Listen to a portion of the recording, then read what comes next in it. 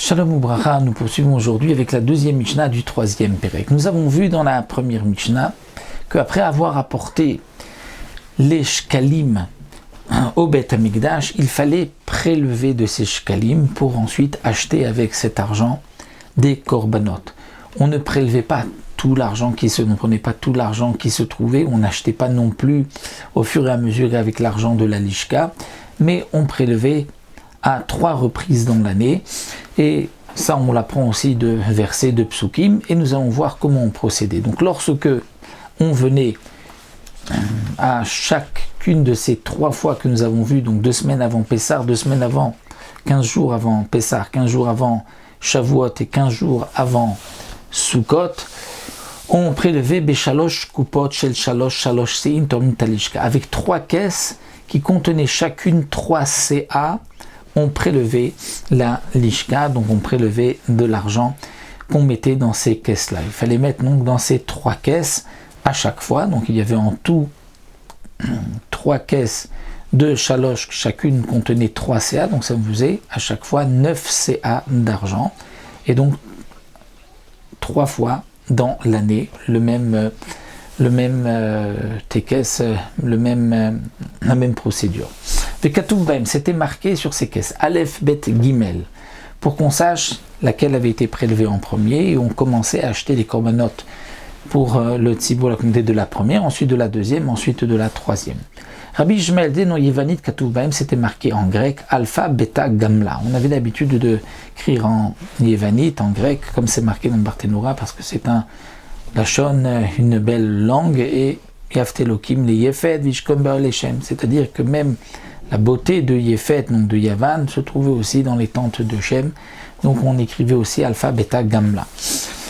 Attention, lorsque cet homme, ce Gizbar, qui était responsable de prélever, rentrer dans cette pièce, il fallait qu'il évite tout soupçon, qu'on ne pense pas qu'il ait pris de l'argent pour lui. Donc, En Atorem Nichnas, celui qui venait prélever, ne rentrait pas l'obé par God Chafout, ni avec un habit qui avait un ourlet, de peur que l'on dise, tiens, il a caché de l'argent dans l'ourlet. Vélo biminal, ni avec des chaussures, vélo sandales, ou donc minal et sandales. Minal, c'est à l'époque les sandales d'aujourd'hui, sandales c'était les chaussures, c'est fermé ou ouvert, de peur qu'il aurait pu cacher une pièce ici et là.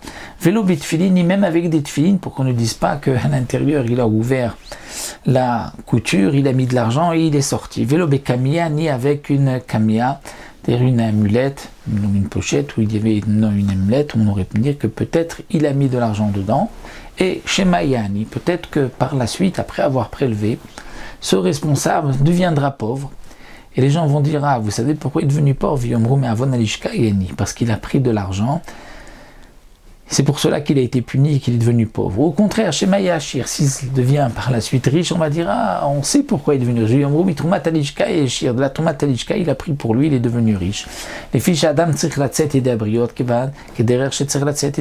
un homme doit s'acquitter du regard des soupçons des hommes, de la même manière qu'il doit être propre vis-à-vis d'Akadosh Baruch Hu. Chez Neymar, Vitem Niki, Machem Israël, on doit être Naki, propre, et d'Hachem, mais aussi Mi-Israël, d'Ibn Israël, qu'il n'y ait pas de soupçon sur notre conduite. Veomer, comme c'est marqué aussi, Matzachen, Vesechel Tov, Ben Elokim, Ve Adam, il a trouvé grâce et intelligence, Ben Elokim, Ve Adam, chez Akadosh Baruch Hu, chez Dieu, mais aussi chez l'homme. Donc il est important aussi que de ne pas éveiller des soupçons sur soi-même, et donc c'est pour cela que toutes ces précautions étaient faites, afin qu'on ne dise pas que le responsable est rentré et a pris un peu d'argent pour lui.